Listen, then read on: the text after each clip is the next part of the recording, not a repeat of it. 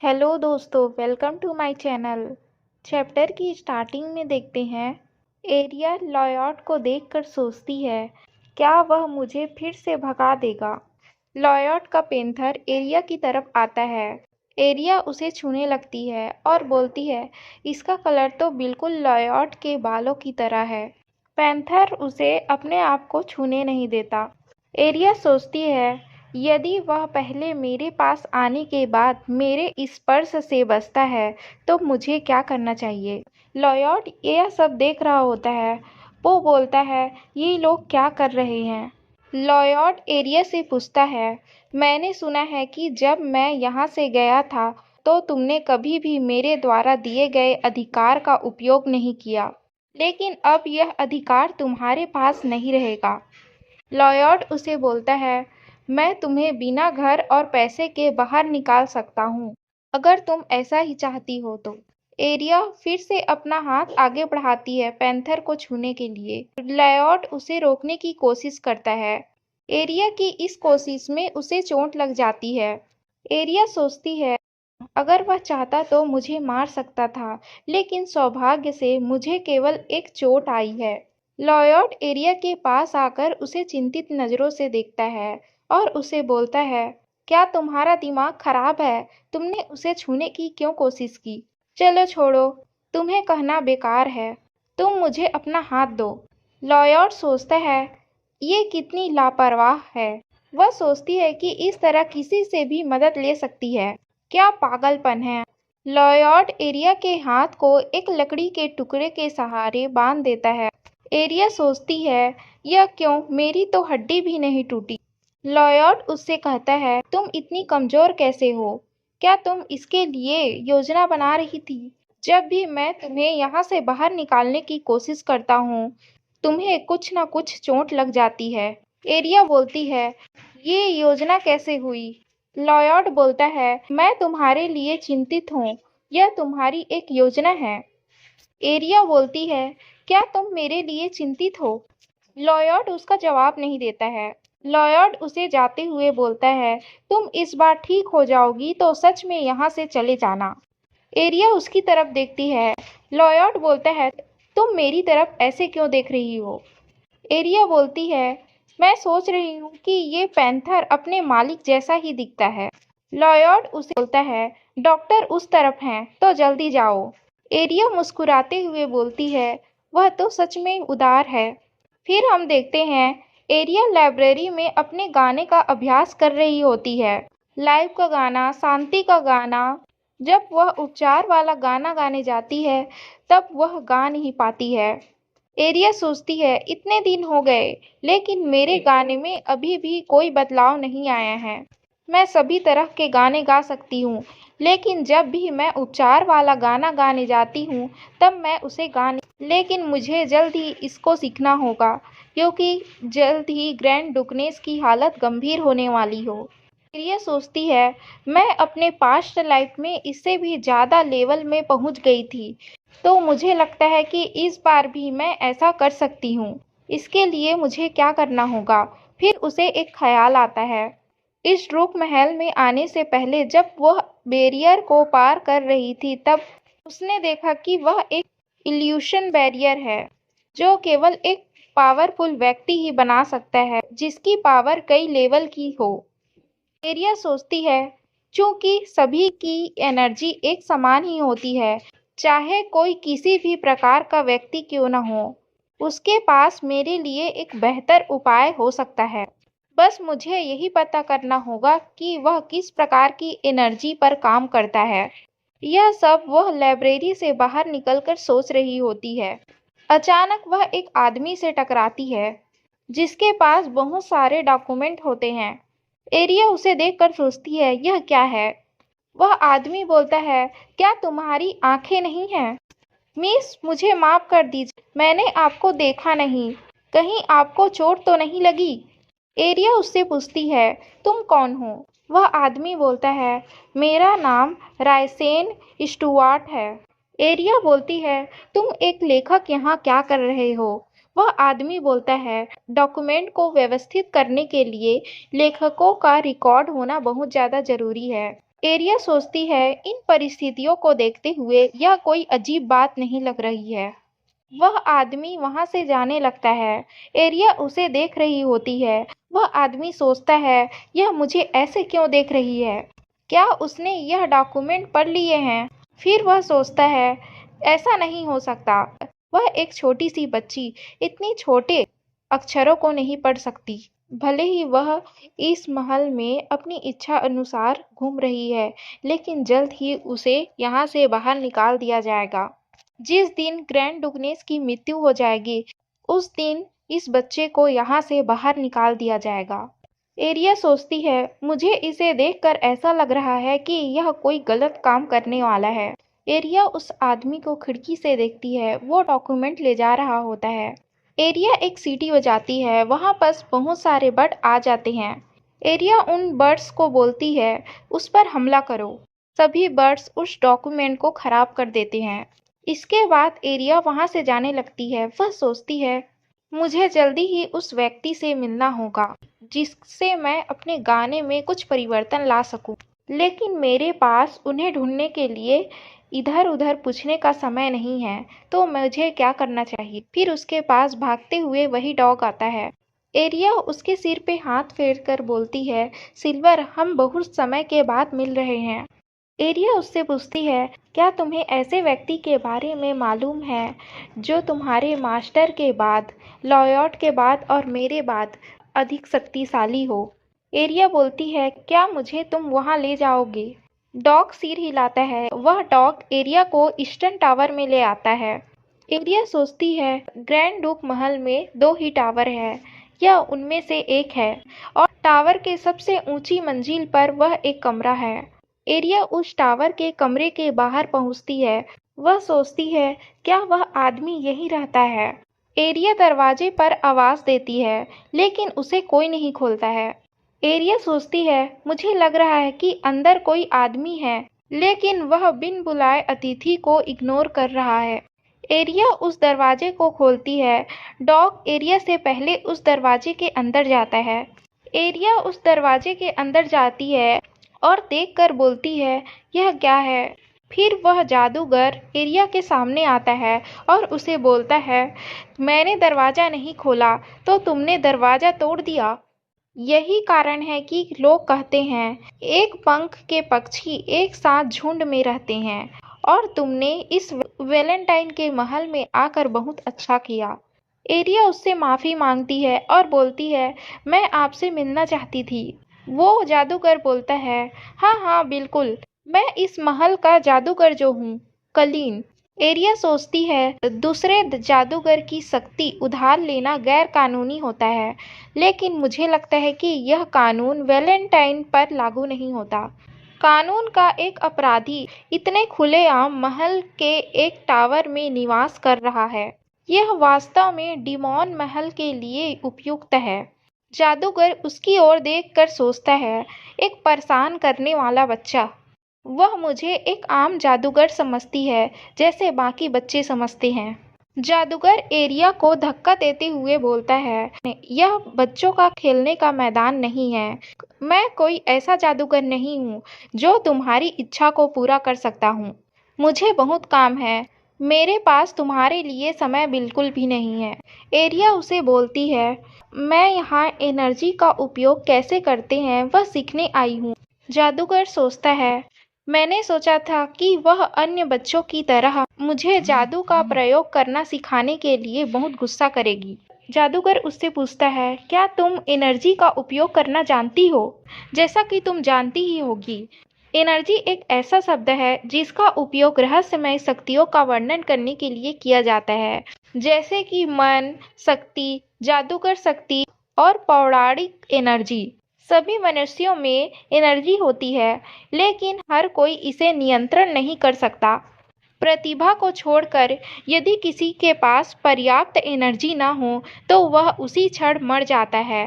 लेकिन परेशान होने की कोई ज़रूरत नहीं है। 100 लोगों में से मैं सिर्फ एक ही हूँ जो इस एनर्जी का इस्तेमाल कर सकता हूँ, और हजारों में से केवल एक ही व्यक्ति जो अपनी एनर्जी को नए रूप में अभिव्यक्त कर पाता है। मैं एक ऐसी प्रतिभा हूँ जो हर सदी में एक बार ही आती है। एरिया उससे पूछती है, अपने भीतर की एनर्जी को कंट्रोल करने में कितना समय लगता है? वह जादूगर बोलता है, आमतौर पर 5-6 साल लगता है। एरिया सोचती है, यह तो काफी देर हो जाएगी। एरिया फिर उसे बोलती है, क्या मैं अपने हृदय के कोर को बलपूर्वक खोल सकती हूँ? जादूगर बोलता है, क्या तुम पागल हो गई हो? माय लेडी, लोग तब मरते हैं जब उनके शरीर से खून निकल जाता है ना? इसी तरह यदि आपके कोर से सभी एनर्जी निकल जाएगी तो आप भी मर जाएंगी। ऐसी बकवास बातें मत कीजिए। एरिया फिर उसे बोलती है, तो आप कह रहे हैं कि कम समय में एनर्जी का उपयोग करने के लिए यही एकमात्र तरीका है? एरिया उसकी तरफ उत्सुकता से देखकर बोलती है, तो क्या आप यह कर सकते हैं? जादूगर बोलता है, हाँ, लेकिन कुछ लोग ऐसे भी हैं जो इस पद्धति का उपयोग करने से पहले परीक्षण लेते हैं। उनकी स्वास्थ्यवर्धक शक्ति मनुष्यों से कई अधिक होती है, एक अमीबा के समान। मुझे लगता है कि यह काम करता है। क्या तुम स्वयं को जानो वाक्य के बारे में जानती हो? यह मंदिर के स्तंभों पर लिखी एक प्रसिद्ध कहावत है। तुम्हारी एनर्जी इतनी क्षीण है कि यह आश्चर्य की बात है कि तुम अभी भी जीवित हो। तुम्हारा कोर खुलने के 0.1 सेकंड के बाद तुम्हारी सांसें चलना बंद हो जाएगी। तो तुम इसे छोड़ ही दो। मैं तुम्हें वापस घर भेज दूंगा। एरिया सोचती है, मुझे कुछ तो करना होगा। एरिया अपना हाथ उस जादूगर के हाथ में देती है। जादूगर हैरानी से अपना हाथ हटाते हुए सोचता है, यह तो असंभव है। फिर यह क्या है? क्या किसी इंसान की एनर्जी इतनी ज्यादा हो सकती है? जादूगर उससे पूछता है, तुम कौन हो? एरिया सोचती है, मैं अब इसे छुपा नहीं सकती। मुझे उसे बताना ही पड़ेगा कि मैं कौन हूँ। एरिया उसे बोलती है, क्या तुमने एक सिरिन के बारे में सुना है? जादूगर उसे बोलता है, ऐसा कोई कारण नहीं है कि मैं उसे ना जानूं। क्या तुम इस पूरे समय अपने पौराणिक एनर्जी को छुपा रही थी? यह कोई आश्चर्य नहीं, मुझे अजीब लगा। तुम्हारी एनर्जी इतनी कम थी कि मुझे लगा कि यह कोई चमत्कार है और तुम अभी भी जीवित हो। तुमने कहा कि तुम जानती हो कि कोर क्या है। एरिया सोचती है, ऐसा इसलिए क्योंकि मुझे अपनी पास्ट लाइफ याद है। मैं जानती हूँ कि अपनी एनर्जी को कैसे छिपाया जाए और उसे कैसे नियंत्रण में लाया जाए, क्योंकि मेरे पास अपने पास्ट लाइफ की यादें हैं। बस मैं अपने कोर को खोल नहीं पा रही हूँ। जादूगर बोलता है, यह क्या है? इसका कोई मतलब नहीं है। एरिया बोलती है, मैं मोटे तौर पर जानती हूँ कि इसे कैसे नियंत्रित किया जा सकता है। जादूगर उसे बोलता है, तो फिर तुम इतने समय तक कैसे अपनी एनर्जी का इस्तेमाल करते आ रही हो, जैसे अभी किया? भले ही तुम्हारी प्रतिभा अद्भुत है और अनोखी है, लेकिन तुम जो कहती हो वह मटेरियल आर्टिस्ट से अलग नहीं है। एरिया उसे बोलती है, यह एकमात्र तरीका है जिससे मैं गाना सीख सकती हूँ। मैं तब तक गाना चाहती हूँ जब तक मेरे मुंह से खून ना निकल जाए। जादूगर उसे देखकर सोचता है, काउंट फैमिली, जो एक रिंग मास्टर के रूप में जाना जाता है, उसने जबरदस्ती सिरिन को बंदी बनाया और उसकी बेटी को जन्म दिया, जिसे उसने बेच दिया क्योंकि वह सिरिन बोल नहीं सकती थी। यह उन बदमाशों का समूह है जिसने कभी भी शिष्टाचार के सभी बुनियादी सिद्धांतों का पालन नहीं किया। उसके साथ शायद ऐसा व्यवहार किया होगा जैसे वह इंसान ना हो। क्या इसीलिए एकमात्र 10 साल की बच्ची मुझसे जबरदस्ती अपने कोर खोलने की बात कर रही थी? जादूगर उसे बोलता है, मैं तुमसे एक सवाल पूछता हूँ कि तुम यहाँ क्यों आई हो? क्योंकि मैं अपना कोर खोल सकूं। जादूगर उसे बोलता है, अगर तुम्हारा कोर खुल जाए तो तुम अचानक इसका उपयोग नहीं कर पाओगी। एरिया बोलती है, अगर मेरे पास कोई रास्ता हो तो मैं अपनी क्षमताओं का तुरंत उपयोग कर सकती हूँ। जादूगर बोलता है, तुम्हें लगता है कि यह संभव है? चलो तुम्हारा कारण बताओ कि तुम इतनी जल्दी इस एनर्जी का इस्तेमाल करना क्यों चाहती हो? एरिया सोचती है, मैंने अब तक जो भी कहा वह भीतर से स्वीकार हो सकता है, लेकिन अब मैं जो कहने वाली हूँ वह एक पागलपन हो सकता है, उस पर लोग विश्वास नहीं करेंगे, लेकिन मेरे पास उन्हें मनाने का एकमात्र तरीका है। वह जादूगर को बोलती है, मैं अपने फ्यूचर को बदलना चाहती हूँ। जादूगर सोचता है, फ्यूचर? क्या तुमने कोई भविष्यवाणी प्राप्त की है? नहीं, क्या यह महत्वपूर्ण है? लेकिन फ्यूचर में कुछ भी हो, मैं इसे जानना नहीं चाहता, मैं इसे बदलना भी नहीं चाहता। एरिया बोलती है, लेकिन ऐसा क्यों? जादूगर बोलता है, सभी मनुष्य का अपना भाग्य होता है, लेकिन इसका मतलब यह नहीं है कि एक साम्राज्य को नष्ट करना मेरे भाग्य में लिखा है।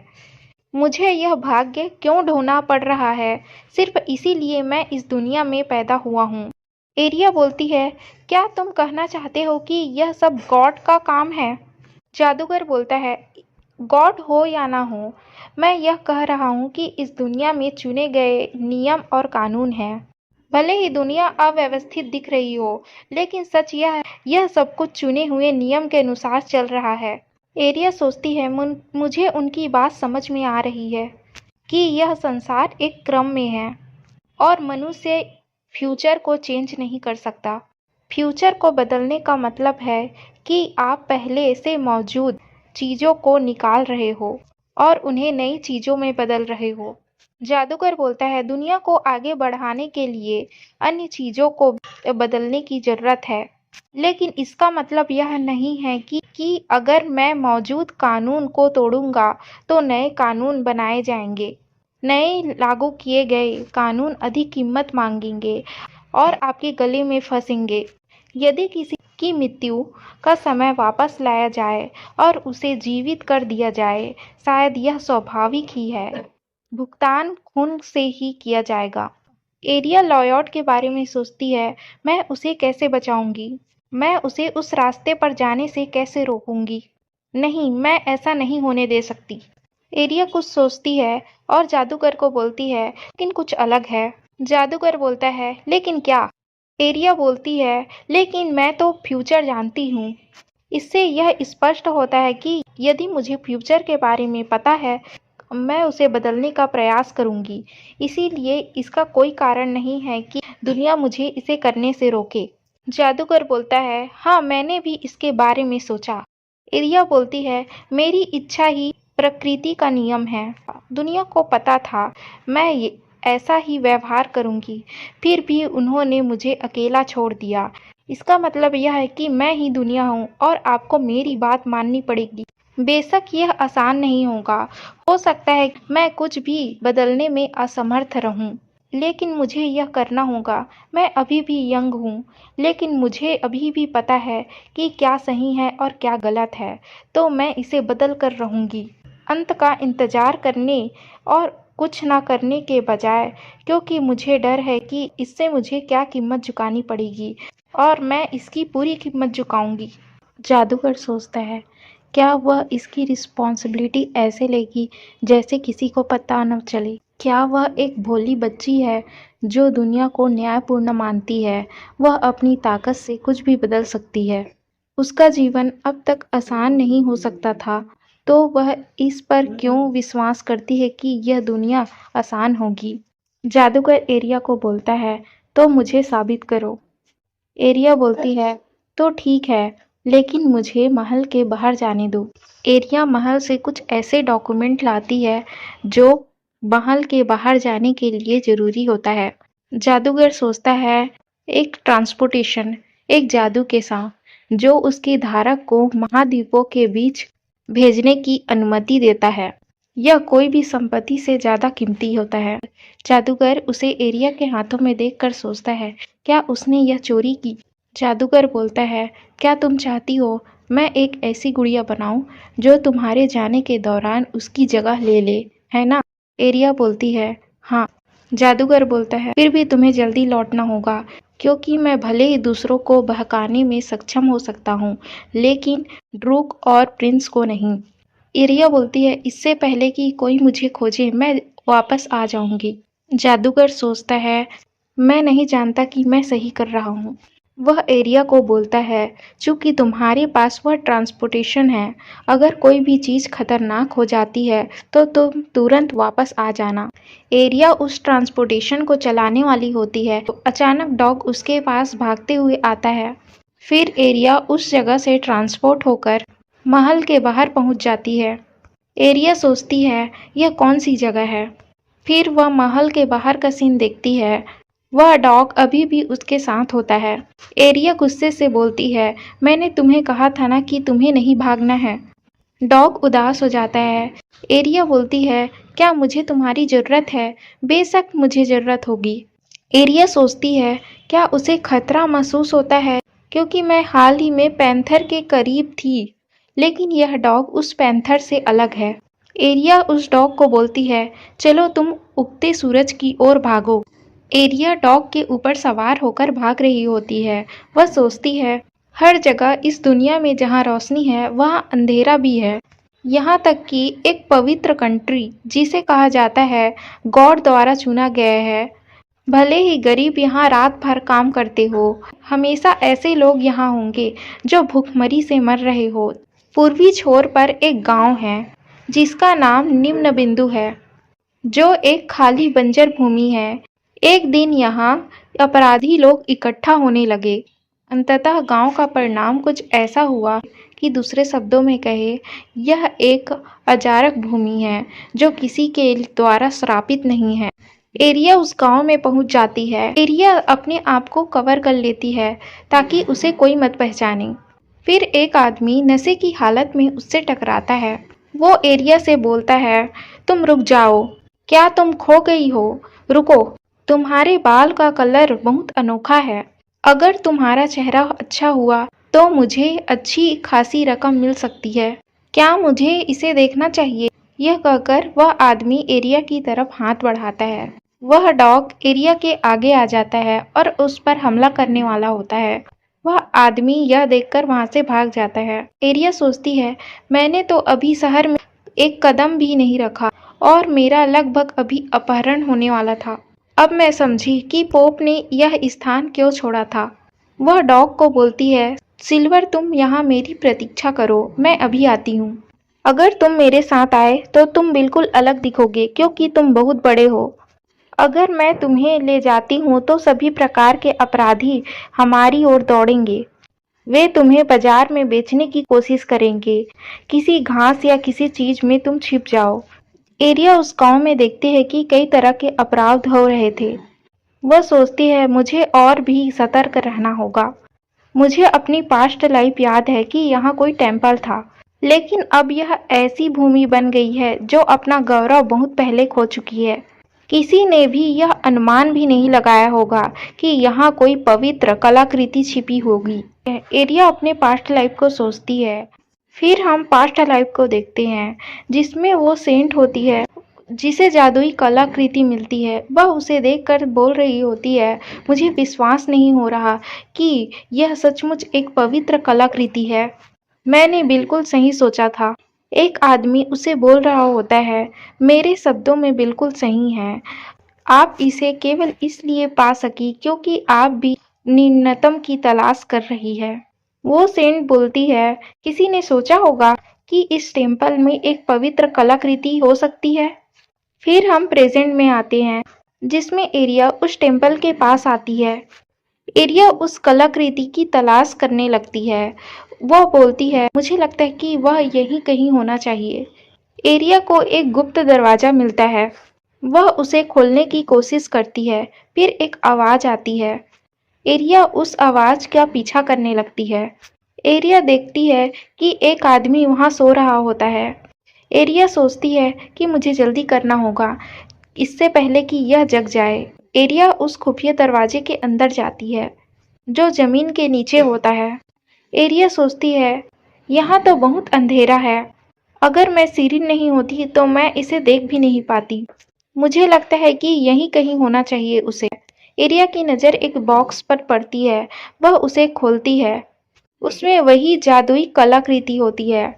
एरिया सोचती है, यह एक ऐसी कलाकृति है जो गॉड ने उन लोगों को सजा देने के लिए इंसानों पर प्रहार किया जिन्होंने गॉड के अधिकार को चुनौती दी।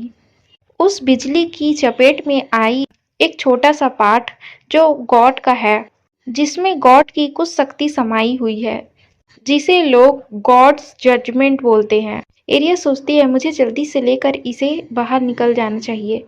एरिया वहाँ के वॉल को देखती है। वो सोचती है, मुझे लगता है कि इस वॉल में कुछ छुपा हुआ है। लेकिन मैं उसे तोड़ नहीं सकती। लगता है कि मैं इस ईंट को बाहर निकाल सकती हूँ। फिर उस जगह में अपना हाथ घुसाती है। एरिया को एक नेकलेस मिलता है। एरिया सोचती है ये तो वही नेकलेस है जो सेंट हमेशा पहना करती थी। लेकिन ऐसा प्रतीत नहीं होता कि यह कोई पवित्र कलाकृति है, क्योंकि इसमें भी कोई दिव्य शक्ति नहीं निकलती। इस नेकलेस का उपयोग कैसे किया जाता होगा, इसके बारे में मुझे कुछ भी पता नहीं। मैं बस इसे साथ में रख लेती हूँ, बाद में इसके बारे में सोचूंगी। एरिया उस दरवाजे से बाहर निकलती है। फिर एरिया देखती है कि उसके चारों तरफ कुछ बदमाश लोग उसके बाहर निकलने का इंतजार कर रहे थे। वो लोग एरिया को पकड़ लेते हैं। एक आदमी एरिया से उस बॉक्स को ले लेता है और उसे खोलता है। वह देखता है कि एक लकड़ी का टुकड़ा। वो आदमी बोलता है, यह तो बस एक लकड़ी का टुकड़ा है। मैंने सोचा था कि खजानों की खोज कर रही हो, क्योंकि तुम इस गुप्त रास्ते से गई थी, लेकिन यह समय बर्बादी है। फिर एक आदमी बोलता है, नहीं नहीं, अभी भी कुछ बचा है। एरिया वहां से बचकर निकलने लगती है, लेकिन वह आदमी उसे रोक लेता है और बोलता है, चलो इस बच्चे को बेच देते हैं। एक आदमी बोलता है, नहीं नहीं, हम इसे किसी राजा को बेच देते हैं। एक आदमी एरिया से पूछता है, बच्ची तुम यहाँ कैसे पहुंची? यदि तुम रात भर ऐसे ही घूमती रहोगी तो दुष्ट लोग तुम्हें पकड़ लेंगे। एरिया सोचती है, अब मेरे पास उनकी यादों को मिटाने के अलावा और कोई चारा नहीं है। फिर आवाज आती है, यहाँ क्या हो रहा है? वहाँ एक नाइट आता है। इसी के साथ हमारा चैप्टर एंड होता है। ऐसी ही नई वीडियो देखने के लिए चैनल को सब्सक्राइब कीजिए। Thank you for watching.